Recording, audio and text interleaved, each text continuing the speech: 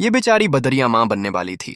लेकिन एक दिन बदरिया के बुरी तरह से पेट दर्द शुरू हो जाता है। बदरिया दर्द से तड़प रही थी, लेकिन घर में फूटी कौड़ी भी नहीं थी। कई दिनों से खाना भी नहीं बना था। लेकिन फिर भी बेचारा बच्चा माँ के लिए दवा लेने बाजार जाता है, लेकिन उसके पास पैसे नहीं थे। तो बेचारा बच्चा डॉक्टर के सामने अपनी माँ के लिए गिड़गिड़ाता है, लेकिन डॉक्टर दवा देने के बजाय उसको बेरहमी से मारता है। बेचारा बच्चा तड़पते हुए बिलबिलाकर जंगल की तरफ भागता है। तभी रास्ते में कुछ शेर बच्चा पर हमला कर देते हैं और बच्चा को मार देते हैं। इधर बदरिया एक छोटे से बच्चे को जन्म देती हैं, लेकिन जब उसका बड़ा बच्चा बाजार से वापस नहीं आता तो बदरिया अपने छोटे बच्चे को झोपड़ी में छोड़कर बड़े बच्चे को ढूंढने जाती है। तभी रास्ते में बदरिया को उसका मरा हुआ बच्चा मिल जाता है। बच्चा को देखकर बेचारी माँ की रूह कांप जाती है। इधर झोपड़ी में छोटा बच्चा माँ के लिए बहुत रो रहा था।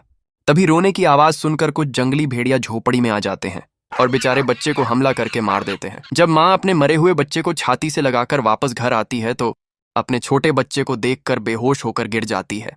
और जब होश में आती हैं तो दोनों बच्चों को गोदी में लिए चीख चीख कर रोती है और फिर हजारों सालों तक अपने बच्चों की याद में बच्चों को छाती से लगाकर उसी जगह भूखी प्यासी बैठी रहती है और हमेशा के लिए अपने प्राण छोड़ देती है।